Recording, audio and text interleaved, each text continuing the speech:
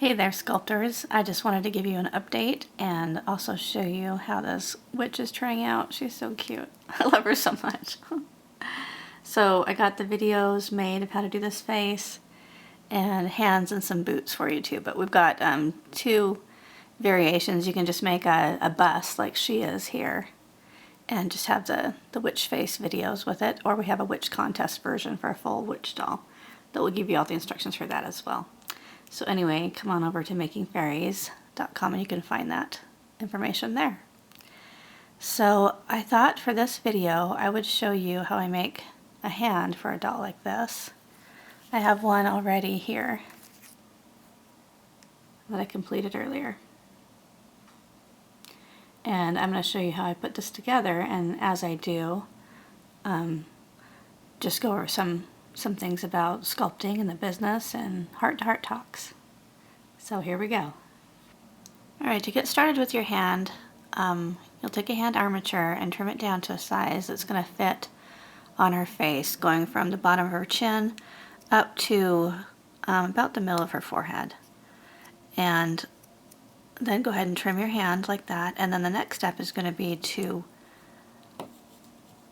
bend in the knuckles.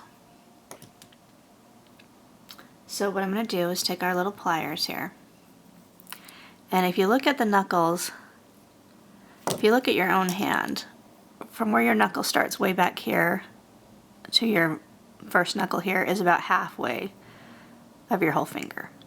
So halfway that way, and then here it's going to be just a little bit towards the one side. That's where the next knuckle will be. So we want to hold on to this wire and give it a bend, and then a bend again like that. You also want to have your hand kind of have a radial curve to it, since that is how the hand is. These are horrible pliers for this. There we go.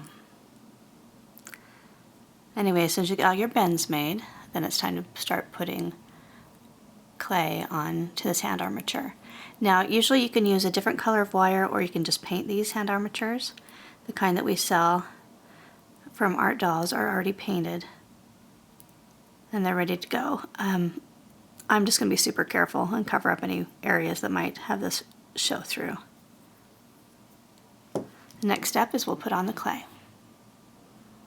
Alright, I don't know if you caught that I had created another left hand, which would not have been good. So luckily I went and was measuring it to my other hand just to make sure the armature was looking appropriate for it and comparing the hand shapes. And noticed that, yeah, I was going to end up with two left hands, so that would not be good. So I switched it real quick. So now we're back where we were, which is putting some fingers on the clay.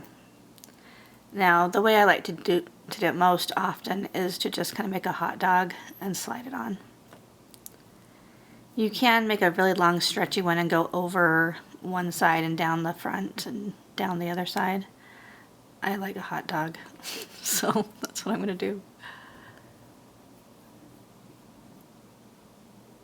You can just kind of slowly slide it in place, especially as you go over the curves.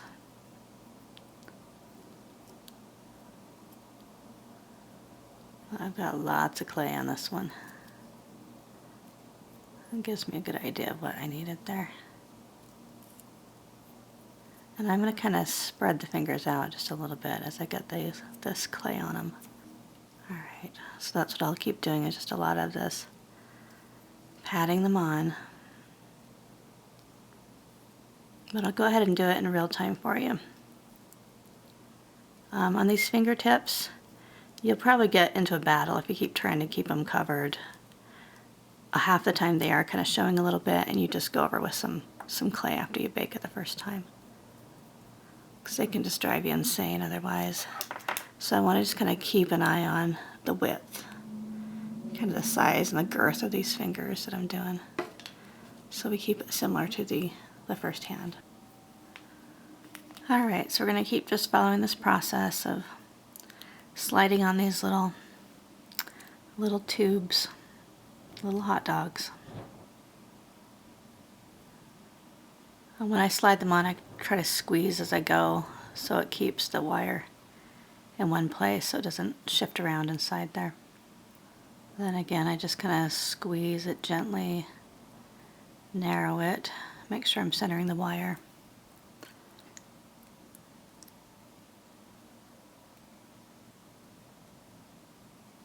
And there we go. So I'll just let you keep watching me as I do this.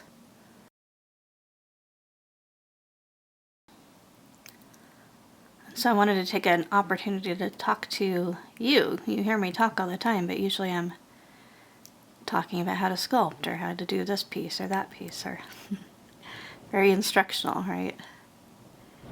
And it's not very often that I get a chance just to talk to you. You being the one watching, the customer, the client, the artist, the sculptors, the students out there that have been so supportive to me. And I just wanted, first of all, to say thank you so much from the bottom of my heart. It's been a rough few years. It was kind of a bittersweet experience to get an opportunity to have a dream job with art dolls as well, right as my marriage was falling apart in the background. And there's been a lot of stress that's been a result of that I'd hoped we'd put to rest, but it looks like that is not the case. And so that's still haunting me a bit longer. And I just would ask for your prayers and kind thoughts for both me and my ex-husband, that we can get our differences resolved. And anyone who knew us knows this has been a very painful thing for both of us all around, and just hope that we can eventually be in a good space again. So anyway, that brings me to another point, which is I keep running into opportunities to talk with people about these kind of emotional issues, because, people just have stuff going on in their lives, and I think a lot of us, especially as artists, we're very touchy-feely kind of people in the first place anyway, and so very in tune with emotions and expression and all that. And I really appreciate what a beautiful community it is, just on the Facebook group, just with doll makers in general. I'm ultra impressed with the doll maker group and what kind hearts everyone has here.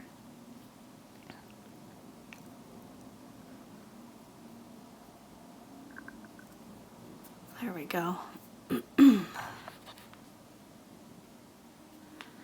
Anyway, what I think draws us, whether we come from happy life experience or a lot of struggle, which most lives have a lot of struggle in them, but there's something about art. There's something about when we engage with the unseen, whether it's through sculpting or drawing or painting or writing or music, there's some sort of magic, when you work with the muses or whatever powers that be that help us bring forth amazing creativity.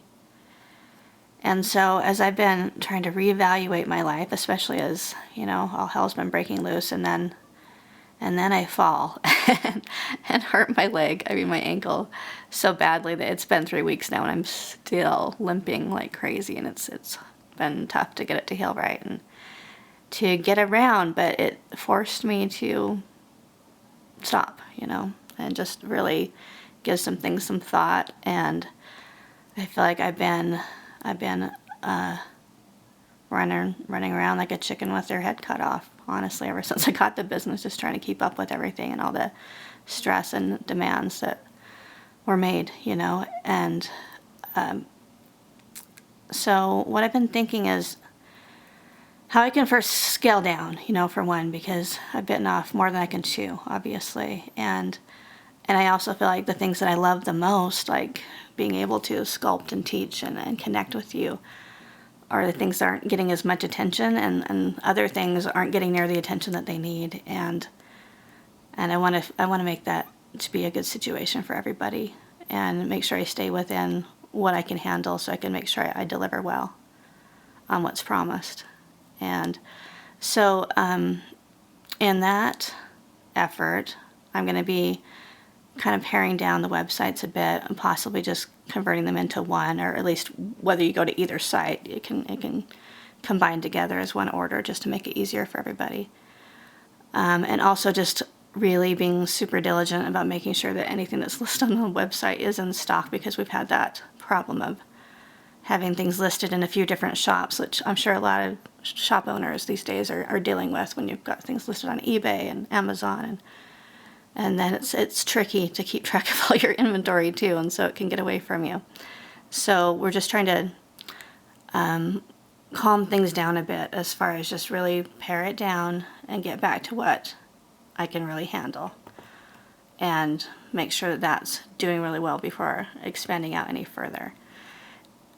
So that's the main heart of the plan, but also I'm just really learning to pay attention to what things give you energy and what things deplete your energy.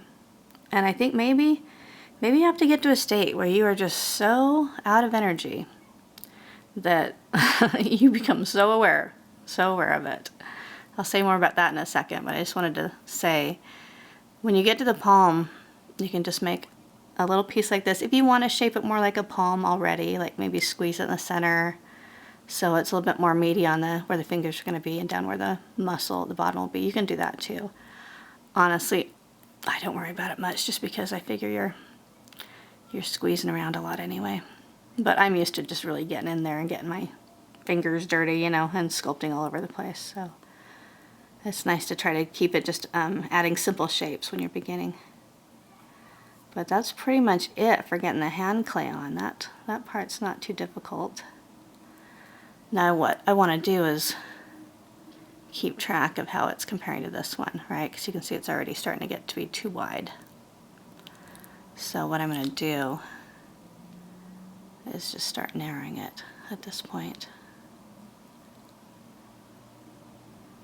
There we go.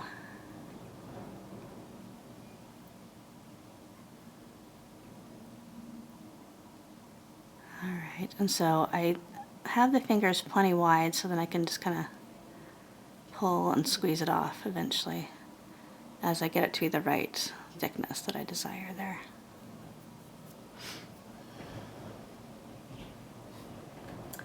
Now it's time for the tool a little bit. I'm going to switch to the tool because my thumbs, it would make the clay have to be pressed on too hard and too much.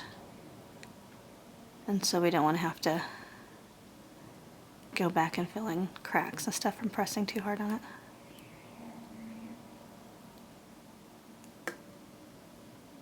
Alright.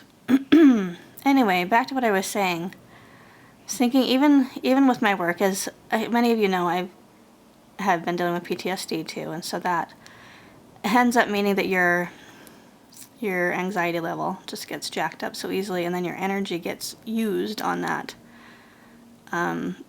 All the results in your body, from that anxiety being so high. And so I try to do a lot of things to calm that down, and have been on an amazing learning journey this last year, really, of all these different things like I don't know if you've ever done the float tanks with the salt water in them, sensory deprivation tanks. Like, there's all these things for meditation and just lots of cool stuff in the healing world.